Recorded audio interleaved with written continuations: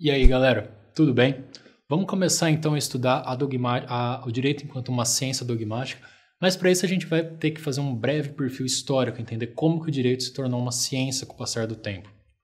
Inicialmente, a gente vê o direito como uma fonte simbólica, a justiça, o equilíbrio social.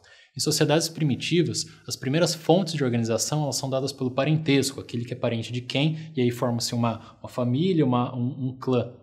A ideia de uma comunidade em que todos são parentes e nisso consiste a ordem daquela sociedade, daquela comunidade. O direito, então, ela é uma ordem que um Deus quer. Não existia originalmente a ideia de uma ordem criada por um Deus, até o momento da revelação judaica. Ou seja, tanto o homem quanto Deus, eles participavam da mesma ordem. Era uma ordem que tanto Deus quanto o homem, ambos eles queriam. Não era a ideia de que Deus havia criado uma determinada ordem, que Deus havia imposto determinadas normas morais, Deus havia imposto determinadas regras a serem seguidas por aquela comunidade. Não, ele queria que aquilo fosse seguido. E aí, por seu caráter extremamente rígido, ou seja, tanto um Deus quanto o homem, eles querem que aquilo seja seguido, todo aquele que descumprisse essas regras, que descumprisse essas normas, ele deveria ser expurgado da ordem, ele não deveria mais fazer parte dessa família, dessa grande comunidade de parentes. Por isso que a gente vê, por exemplo, que as penas são bastante cruéis, são bastante severas, ou existe ostracismo, o sujeito que deve ser expulso, deve ser sair daquela comunidade e não voltar mais para ela. Um exemplo disso que a gente tem é o símbolo egípcio do Maat. Ao mesmo tempo que Maat é o nome de uma das divindades egípcias, ele também é um termo utilizado para se referir ao periodismo dos astros nos céus, à vontade dos deuses, às decisões do governante e aos bons resultados da colheita. Ou seja, está tudo dentro de uma mesma ordem, tanto a decisão do governante quanto a ordem que os astros, do periodismo deles no céu, quanto a própria essência do Deus que representa isso, tudo isso está compacto dentro de um mesmo símbolo. Então, não existe a ideia de que você está descumprindo uma ordem ainda nesse momento. Se você descumpre determinada regra, você deve ser expulso dessa ordem. E a gente vai ver exatamente que é o que acontece com o desenvolvimento...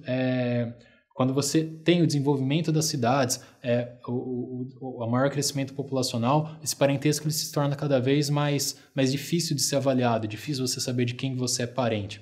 Surgem também diferentes tarefas e atividades, como o comércio, a guerra, a cultura, a política. Cada profissão ela demanda determinado tipo de regra. A gente não pode, fica difícil a gente falar que todo mundo faz parte de uma mesma ordem.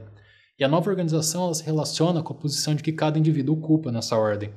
Com a possibilidade da inserção política, do direito do homem se valer de um meio para defender os seus interesses, o direito passa a valer como formas válidas para todos os homens. Então não é mais só uma coisa estável que um Deus queira, mas os homens podem, de uma certa forma, com uma liberdade maior, tentar pleitear o seu direito dentro dessa nova ordem.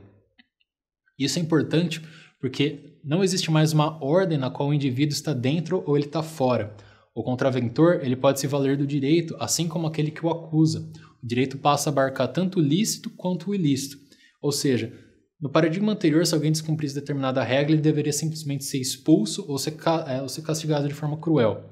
Agora, nessa nova ordem, ele pode se valer do mesmo direito que aquele que está acusando ele para se defender. Ou seja, ele pode argumentar com alguém falando que não, veja, eu descumpri isso, mas por causa daquilo. Eu não podia fazer isso, mas nessa situação específica aqui, será que eu não posso mesmo? Ou seja, as pessoas, nesse novo paradigma, é possível se contrapor duas posições diferentes dentro de uma mesma ordem.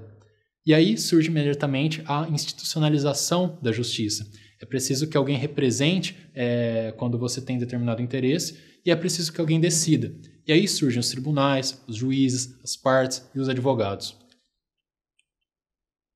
A mais representativa dessa ordem, para a gente não ficar falando de uma forma muito, muito abstrata, muito etérea, é a jurisprudência romana. E jurisprudência, é importante a gente destacar logo agora no começo, que não significa precedentes ou julgados, a gente não está falando daquela jurisprudência que a gente coloca na petição inicial, nas sentenças, que é aquilo que o STF, que o STJ já julgou e a gente vai usar como argumento. Jurisprudência tem um sentido bastante específico, é o que a gente vai usar no decorrer do curso, de uma teorização jurídica. ou no sentido mesmo de dogmática jurídica. Ele vem do termo latim iuris prudência, no sentido daquela virtude grega da prudência, a frônesis, que o Aristóteles fala na Ética Nicômaco, a capacidade do homem de sopesar suas razões, de pensar em determinados meios para atingir determinados fins e compor argumentos favoráveis e contrários a determinada tese. Com o tempo, as soluções pensadas pelos jurisconsultos, pelos juristas mais importantes na época romana, ele passa a valer para vários casos. Então passa a ser útil a opinião de um jurisconsulto sempre que surge um caso particular. É mais ou menos o seguinte: determinado sujeito precisa provar que ele tem a propriedade sobre determinada terra. Algum jurisconsulto pensou alguma vez que se ele ficasse ali por 15 anos, seria uma forma boa de provar que agora a propriedade era dele. E isso levou esse jurisconsulto a criar um conceito a respeito desse fato, desse conflito que existiu e dessa solução que ele deu, que é a uso capião. Então, a partir desse fato que ele resolveu, ele deu essa decisão, e aí, posteriormente, quando surgisse um fato e uma circunstância parecida, esperava-se que fosse usada a mesma solução daquele jurisconsulto. Isso é muito relevante na história do direito, porque a partir de agora a gente consegue falar a respeito de conceitos do direito.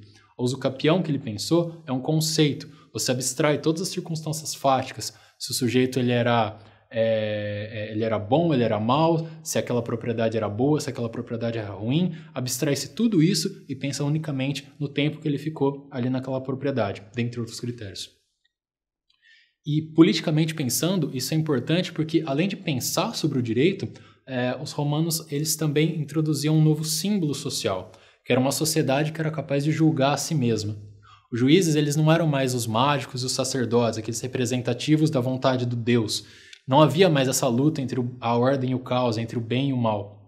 Qualquer que fosse o resultado desse conflito a ser decidido, todo mundo tinha por acordo que isso era bom para a sociedade como um todo.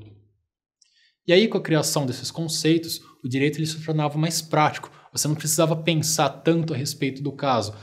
Bastava você pensar que existe um conceito que já resolve aquilo de uma forma mais imediata. Porém, surgiu uma nova tarefa a ser realizada, que era a interpretação.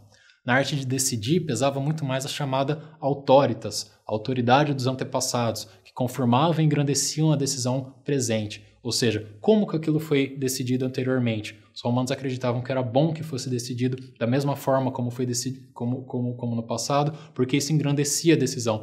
Algo que a gente, obviamente, vê que persiste ainda hoje. Isso tornava o direito também uma forma de preservação dos seus conceitos e das suas fórmulas.